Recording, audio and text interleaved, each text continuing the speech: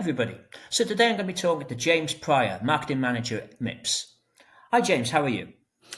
I'm great, thank you. How are you? Great. So today, folks, we're going to be delving into the world of physical AI. So James, maybe you could begin with just giving us a definition of what physical AI is.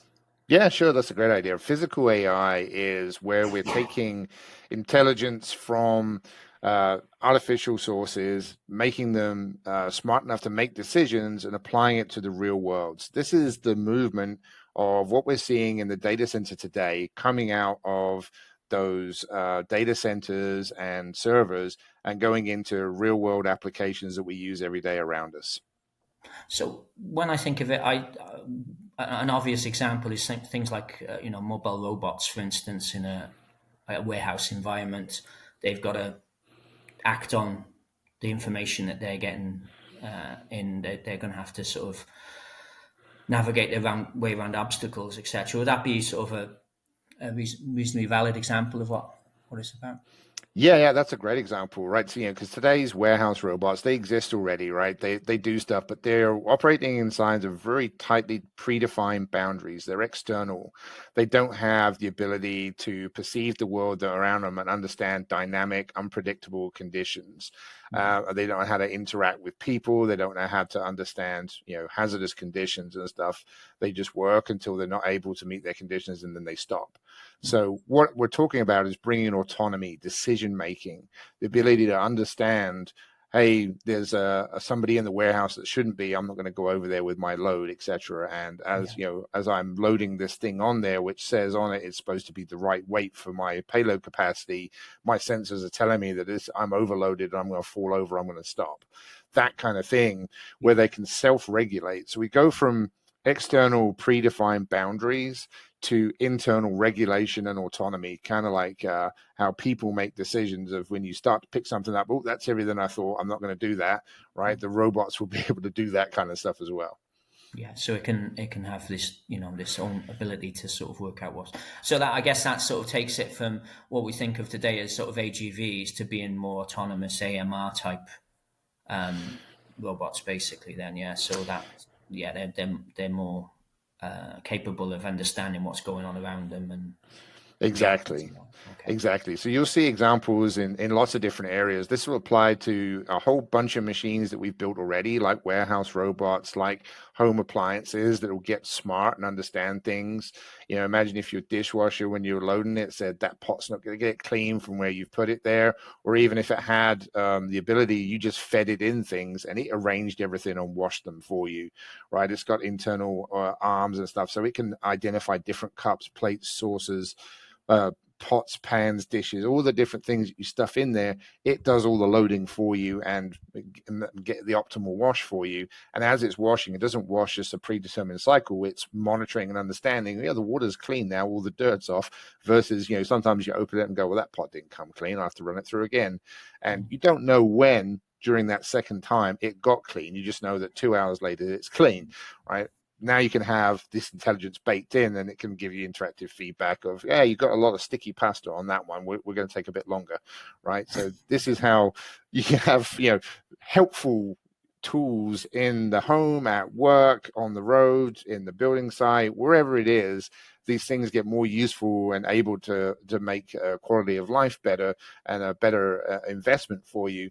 But then there's going to be a ton of things we don't even know we need yet. Like, we don't know what the future is. So, like, you look back to Star Trek, right, in the 60s, everybody thought it was crazy that there'd be little devices you tapped on to talk to, and that there were, things you flipped open and talk on, and there was scanners and stuff. Like, now we have tablets and mobile phones, right? Yeah. So we don't know what this new capability of intelligence is going to drive in terms of form factors. We can apply it to today's standards and say, oh yes, it goes from AGV to AMR. It's yes, that's true. What else? I don't know, but we're going to find out. No, but obviously there's a plethora of different places it could potentially be used. I mean, for instance, robots for assisted living, so people, can keep independent for longer if they've got infirmities or old age, is stopping them from being able to fend for themselves. And, in the industrial environment, obviously there's plenty of things that could work there, in healthcare and all that. So I guess, anywhere that you need to deal with data at the source, rather, as you said, rather than having data going back to, big AI data centers or whatever it's going to be. Potentially there's no end of use cases. So okay. Yeah. Yeah, you've hit on a really key thing there. Like, where is the processing happening and what's the requirement? Like, it Mm, has to be on device for two reasons. mm, Number one is going to be the immediacy. It's event driven, it's real time. You can't have the delay. You can't have, oh, the internet's out, no AI for you today. That's not a reasonable way to operate for machines, especially those involved interacting with humans yeah, and safety and yeah, critical items like that. So it's got to be on device. And number two is it's got to be private, right? You can't have mm, it being all that data being sent back and forth. We're already maxing out the network connections and the data, amount of data we can push around. So the benefit of having the on-device processing is that you don't need to send gigabytes of video, Wi-Fi, radar, all the different sensors that might be on a device, yeah, collecting gigabytes of data. If you process it there, then the only thing you need to send back and forth is the result of decisions if you want to share that information. And results of decisions can be just a simple log of identified a person fell, identified intruder in this area, yeah, identified mislabeled shipment. Right, it can be much more useful information, more like an executive report coming up, right, versus having just this huge amount of spreadsheet of data and video to go through to try to understand like mm, what happened and why. You can still record it if you want to for logging purposes, auditing, whatever else, but that's a choice you can make. It's not a requirement to have. And mhm, so when you start talking about real-time computing, you start talking about a different type of processor architecture, a different type of workload. And this is where what we at MIPS talk about in sense, think, act, communicate as mm. being the four stages of the robotics workload that have to be fulfilled to have an autonomous platform. So that's really where we're looking to enable products. So as you say, obviously, we're moving this intelligence to the edge. So safety. Just coming back to that very briefly. I mean, let's take if you've got a cobot working next to humans and all that. If that data was being sent back, the response time would be too slow to be able to deal with that. The latency wouldn't be able to deal with it. Things in that sort of time frame, and that puts people in danger. Also, you don't know how good the network connection might be at that time. If there's there's a data logjam of some sort, then that would be a problem as well. So, but then, as you say, then it's really how to put that intelligence at the edge to have this, uh, ability to sort of respond quickly. So obviously that, in terms of what the neural networks involved and stuff like that, how is that going to be realized then? Yeah, that's a great question. So I think what we're looking at a future here is multimodal AI. So these are AI models that work together. We're starting to see that today with agentic AI, where there's not just the understanding of text with LLMs, but there's VLMs, vision language models, that understand and can perceive the world around them. And these work together so that you can identify things. And then you add the agentic portion, which is I can make a decision based on what I know. And then this is rounded out, and obviously you have to take those giant models that are trained in the cloud. There's still going to be cloud development for the foundation model, training and refinement in there, but then it's going to be quantized and refactored and squished down and made to fit inside the minimum set of requirements you need for your role in the edge or endpoint or embedded device. This could be something that's running in 5 watts. So getting down to that size, you have to make choices about the rules and parameters and limits of the role that the robot or whatever autonomous device is doing. But you can get things into that size. And there's two ways to approach this. So number one is, you're going to squish that model, make it run more efficiently and more focused on a role. And number two is you're not going to try and take data centers and put legs on them. You're going to go to a distributed computing architecture inside of the platform. And we're already seeing that today with the automotive push to software-defined vehicles. They are aggregating some things and disaggregating other things. They don't want to be stuck on like, I need the latest, greatest process technology with the latest, greatest core that's super expensive and isn't really actually very good for event-driven real-time processing. And also, you can't qualify it for the harsh environments, right? Data centers are super controlled in terms of environment, tons of power, tons of cooling. Cars, they got to work in freezing, below freezing conditions to the very hot deserts. Same is going to happen for robots, right? For anything that works with people. We have quite a wide temperature range of operating comfort compared to a data center. So to be able to match where humans go and the jobs that we want to do and the factories and the tasks that we're doing, you have to be able to not only have functional safety that's certifiable, reproducible, deterministic performance, but you also have to have quality in terms of, the transistor can actually work in those extreme temperature ranges, and that's that's the quality standards that different manufacturing sites have. Yeah, so that's interesting because obviously, as you say, it's not just the constraints alone. I mean, obviously the constraints are very important. The power constraints, as you said, an edge-based node of some description, whether that's an AMR or a drone or anything like that, could be very limited on the battery life it's going to have, or and also space is a constraint as well, and so forth, and cost will be a constraint. Whereas moving stuff into the opposite end of the scale, where you've got data centers, obviously a big, expensive, power hungry, that doesn't have those issues at all. But likewise, then data centers, as you say, it's a much more controlled environment. They don't have the issues that an item of machinery working in an industrial environment or in a car or anything like that's going to have to deal with. So, and you hit on the functional safety side of it. I mean, how important then is MIPS moving towards use of RISC-V in that respect? Is that a big part of the reason you've done that? Yeah. So, adopting RISC-V, like we did a couple of years ago, really unlocks what we can do in terms of targeting these workloads. So the MIPS approach here, like it always kind of has been, is to find algorithms or specific workloads and integrate them into the core to make them run faster. So rather than saying like, here's your standard general purpose CPU, and here's your standard general purpose GPU or some other fixed function hardware block, and just build them into a single chip, we try to integrate them into a single core. We did that in the past.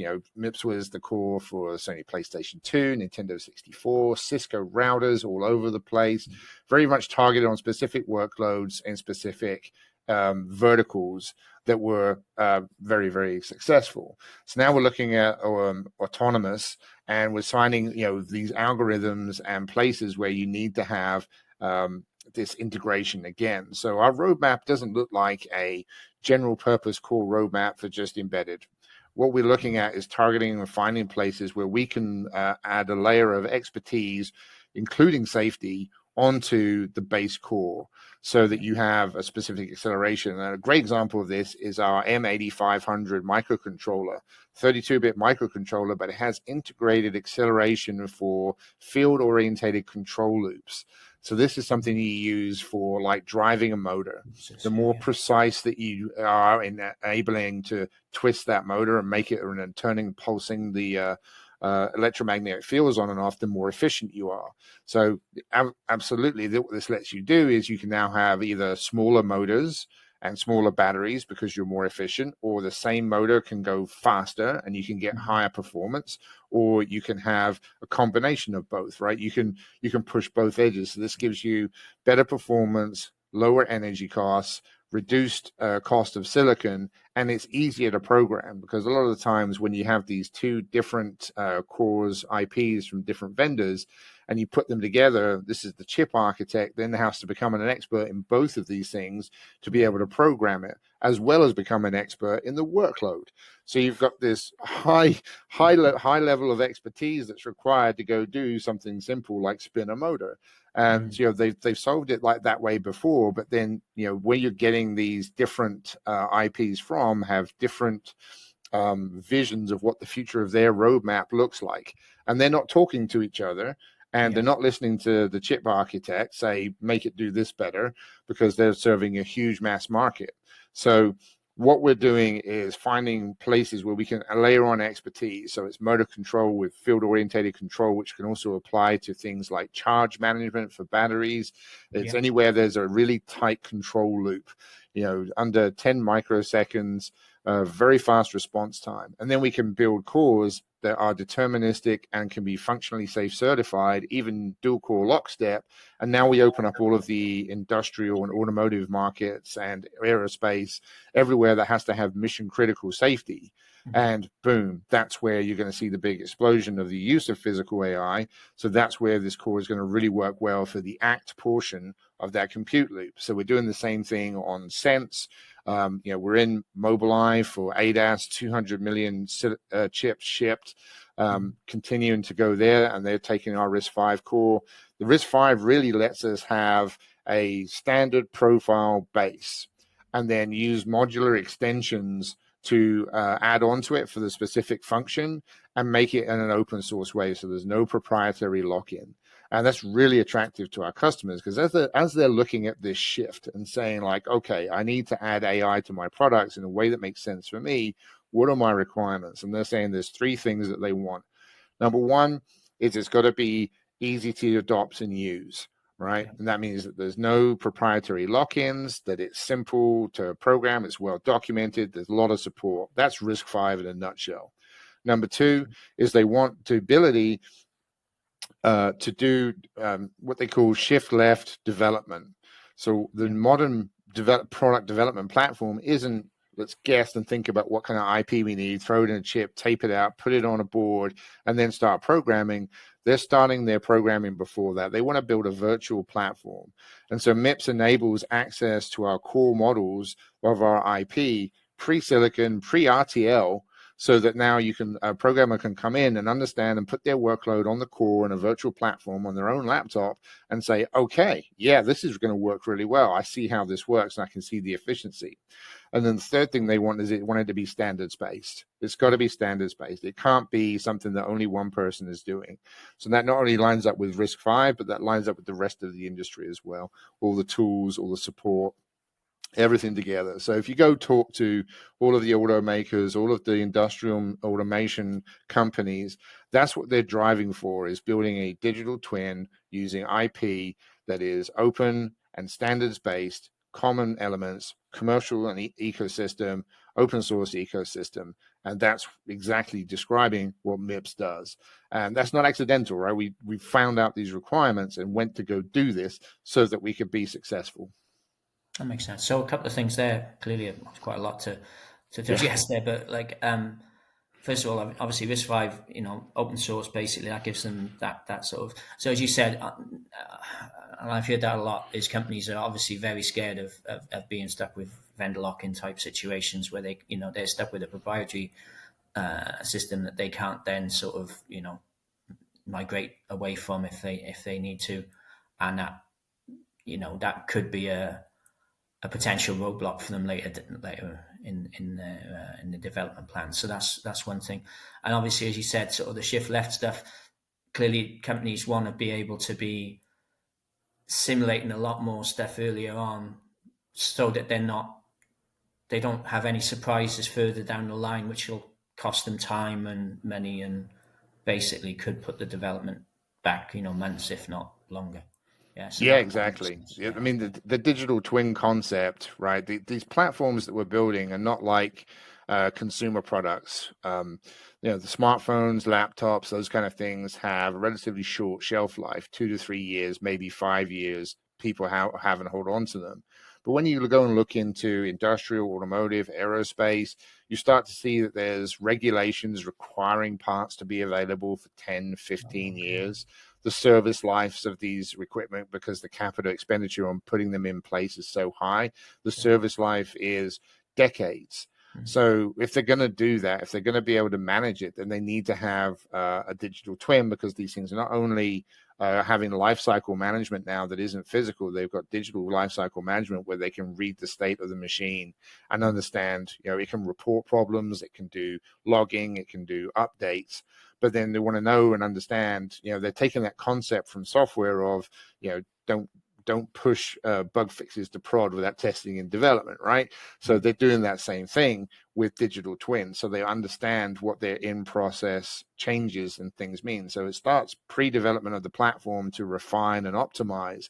And then once it gets to production, there are ongoing maintenance, security updates, efficiency improvements, adjustments to supply chain influence, tailoring to particular environments and conditions they didn't know about during the development phase. All of this stuff can be integrated to make a better product, and that you've got to be able to enable all of that from the get-go. So getting in first with the virtual platform and digital core models is key to success in those industries, and that's a unique thing for MIPS at this time. Yeah, and then customers can see the value in that because that's going to allow them to get further down the road with their projects. Exactly. A lot quicker. Okay. Yeah. You obviously mentioned like field-oriented control motors, but likewise there'll be other applications which are vision-based or audio-based. So maybe you could tell us a bit about those as well. Yeah, so we're building out the portfolio. This year has been a fantastic year for accelerating development of our portfolio. Sense, think, act, communicate. We have products that fit into all these different categories coming into the market. So we have packet processing acceleration for data orchestration and data intensive heavy workloads. So that fits into the communicate and the sense portion where you're aggregating lots of different data that has different fidelities, different bit rates and priorities even. You need a lot of threads to handle that, and that's something where MIPS has classically had an advantage in MIPS multi-threading, been around for a long time doing that, and able to do it in a functional, safe manner. So we're hitting the sense and the communicate actions there.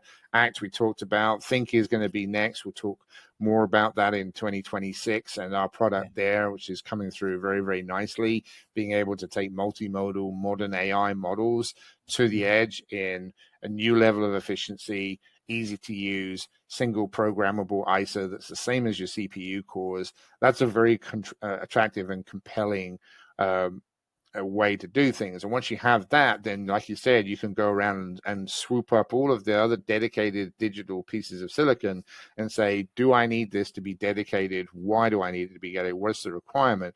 And can I use this thing as instead of, and have the performance there? So you can, you can process sonics and audio, you can process vision models, you can process all different kinds of data. Maybe it's radar, maybe it's LiDAR.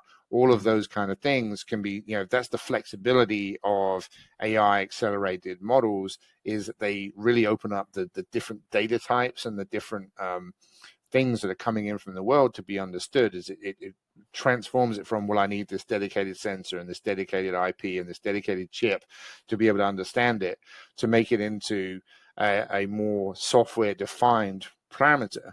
And if you think about what I said earlier about software-defined autonomous platforms, that you can see that that's going to be very, very compelling, especially when you're trying to do it in a distributed architecture. So this is the other requirement, right, is that everybody wants to make the cost-optimized version, a higher performance version, highest performance version. And if you start from the data center, you're going to do the highest performance version first. But when you start building modular with distributed compute, now you get scalability inside of the chip and the number of chips inside the platform. And that really changes how fast you can get to market with your different platforms, and you can make them consistent. Because if we're all using the same cores, the same ISA, focused on the same problem, and it scales in capability by the number of them, then now you get a really nice scalable platform. And instead of just developing high and then developing a middle and a low, and they're all different, you've now made a vertically integrated stack that's adjustable and scalable to needs, and everybody gets more tailored products. So that's the vision of the future that we're seeing to enable with our Sensing, Act, Communicate, and the MIPS Atlas portfolio. But as you say, that's a foundation then that can be built upon, it can be scaled up, and like you say, you can have different sort of degrees of that, but also then that allows you to, if your first product is successful, then you can add more features and so forth, or more functionality to that without having to start again from scratch. You can just sort of build on that, So as you say, having that, instruction set architecture and that sort of foundation there is going to be important in terms of that. I mean, just to come back to what you were saying about obviously, multimodal sort of applications. Potentially there's different things where, let's take an autonomous vehicle for example. You're going to have, as you said, you're going to have LiDAR, you're going to have radar, you're going to have cameras, you're going to have, all of them have got different resolutions, different bit rates, different sort of, and trying to synchronize all that together and sort of deal with that is, I guess, quite a challenge though, yeah? Yeah, absolutely. So we're learning how to support that best for our customers, working with them directly with OEMs and integrators to understand what it is that the problem they're solving really is. What is the fundamental challenge? There's the obvious ones of performance and cost and efficiency, but really understanding what that looks like for them, where we can move the needle. That's how we get to that next level of detail in the portfolio, and advancing our roadmap in support of their goals. So that's the fundamental difference. Is we're not trying to take our own vision and apply it to them. We're looking at it from a customer first, software first perspective. So understanding their needs and requirements, figuring out how they want to build that in terms of a software defined architecture, and then building the technology to be a technology partner with those companies versus being just a supplier. Okay, so that's important as well. Sort of it becoming an ecosystem and you being multiple supply partners in that. Okay, so that's good. Yeah. We call it RISC-V at foundry scale because now that we're part of global foundries, it's really extended our reach with one of the only RISC-V IP providers that has multi-billion-dollar backing. So now we've got scale and reach that we didn't have before. And part of that ethos of RISC-V at foundry scale is to go where our customer is, where they want to design in the cloud, in virtual platforms, where they want to build. GF has the 4 manufacturing sites globally and the flexibility to have a single die manufactured anywhere, but also the flexibility of their choice of manufacturing partner. We can work with whoever the customer wants to work with. So we're very flexible on that front.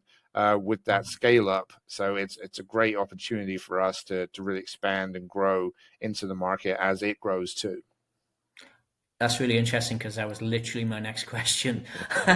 You beat me to it, but I was just going to see how MIPS now being part of Global Foundries, how that is sort of helping you. So you've touched on quite a lot of it there, but I'm guessing it sort of brings you into places that you wouldn't have been before. Is that help to extend your sort of global footprint and how you're sort of perceived in the market? Would you say? Yeah, absolutely. It's given people a lot of confidence to know that we're going to be around, even with a 40-year history. And having that backing really helps to cement that point and underscore it. We had 2 problems before. One was building a company, and one was building a roadmap. And now we only have to worry about the roadmap, right? So we should go faster on building the products because we got an instant company to plug into with their capabilities and administrative structure and all those great things and their approach to quality. So it's a great marriage there that we get tons of benefits to go faster with this technology that we're trying to build to hit these specific key workloads, whether it's motor control, whether it's packet processing, whether it's going to be physical AI and multimodal edge acceleration. All of these things are accelerating, and that's a really good thing. That's cool. I'm guessing from one point of view, obviously you had your existing customer base, and now all of a sudden you've got a fab sort of capability that you wouldn't have had before. And likewise, I guess Global Foundries, they had lots of customers where they can say, well, we're working with you on this, but now we can offer you this IP and access to this technology that again they didn't have before. So as you said, it does sound like quite a good sort of symbiosis between the two companies, and hopefully it's can be successful for you both. Yeah. Okay. Yeah, I think so. I think it's going to be good. It's definitely opened up a lot of conversations. There's no requirements for either company to use each other's products, but we're just working to find the synergies, right? That's part of the approach, right? Is the forcing it in doesn't work. And so thinking about proprietary versus non-proprietary and lock-ins, trying to say, oh, you must use this particular core with our process technology isn't going to be the right approach. We've got to find compelling reasons to win based on the features that the customers care about. So now, MIPS has access to tape out shuttles. We can prove our cores in silicon very easily and quickly. And that's something that really makes a difference to our customers, especially when we're talking about long life platforms, high reliability, deterministic, mission critical applications. Then they want to know that there's real platforms and real results to look at, and we're able to deliver that quickly. And then we're able to optimize to those characteristics as well. We can do that with a lot of different partners, but having one right next door is perfect. That's cool. And as you say, that gives you something that's tangible rather than just the IP. Then it's actually something where you can say here are samples of what can be done and so forth. So that's great. Okay. Exactly. You already touched on it a bit, but maybe to finish off, maybe we should just look at what you think will be physical AI, where it'll be in the next few years. What sort of use cases do you potentially envisage? Yeah, I think there's a strong push for transportation and assistance. So I think we're going to see probably first in the automotive and aerospace sectors more autonomy in their products. So moving on from today's level 2, level 3 definition cars into level 4, level 5. I think that's really where we'll start to see it first. As the compute requirements go up, so does the need for efficiency. So that's an obvious place, and then that'll trickle into the industrial and home environments where we'll find places, all kinds of places we don't know we need the AI. That's whether that's personal assistance devices, or if it's home automation and security.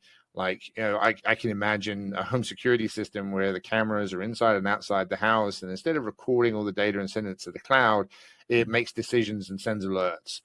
So you can walk in the house, you grab the mail, you've got a box under your arm, you got your backpack, you put your stuff down, and 30 minutes later, you're like, where did I put my keys?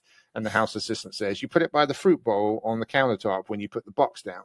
Because it watched you walk in, did object detection, and watched everything you want, and you just have to ask it. And then it can do things like alert you and say, hey, the dog's upstairs and it's posturing like it's going to pee. You can go, oh, I can run it. You can get useful alerts, right? Not after the fact, but when stuff's actually happening. But you could then extend that to,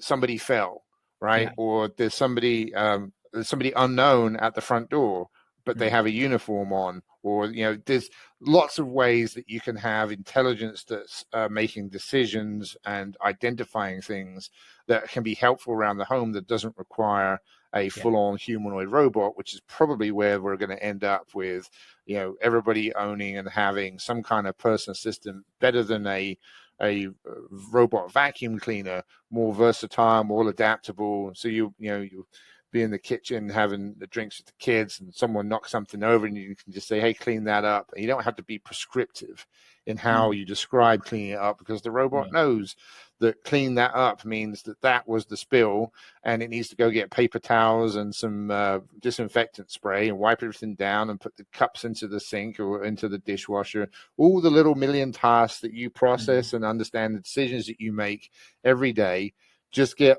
handled. And all of a sudden, life is more easy and simple to get along with, and you can focus on what you think is most important. Those are kind of asinine examples, right? Everybody can clean up their kids' misses and spills, but imagine this now in industrial settings, in hospitals, or in public spaces. There's a lot of places where we can put in assistance that is going to help humans to have productive, meaningful, active lives. And as you say, they don't have to all be sort of more superficial ones, like you say. Clearly coming back to the sort of elderly and all that. We got a aging population, certainly here in the West. We're going to have a big problem in the future that most of these people won't be able to live unassisted on their own. So if we've got robots that can do that, that'll help a lot. Likewise, in the healthcare sort of system, basically, there's not enough staff really to do a lot of the tasks they need there. So if you can have things that have the intelligence to at least do some of these things, you know, it's going to reduce the workload, or sort of put less pressure on the staff that they have got. Yeah. And as you say, industrial as well. Obviously, that if you've got a cobot or whatever that can do some of the mundane tasks, or some of the things that that can do that in a sensible way and can react to stimuli from outside, then that's really useful, because then your human staff can concentrate on other things and aren't having to be bogged down in that. So I think that all makes sense. So, as you say, I mean, there's no shortage of things that are potential and have potential in this, but I'm guessing that we probably haven't even thought about some of the things yet that could be done like that. So Yeah, we need someone smarter than me to figure those things out. but that's great. James, it's been a real pleasure. I think it's been a really interesting conversation. Hope to talk to you again about it in the future. But yeah, thank you for your time, and yeah, great. Hopefully Yeah, speak thank again you, Mike. sometime Great soon. conversation. Appreciate it.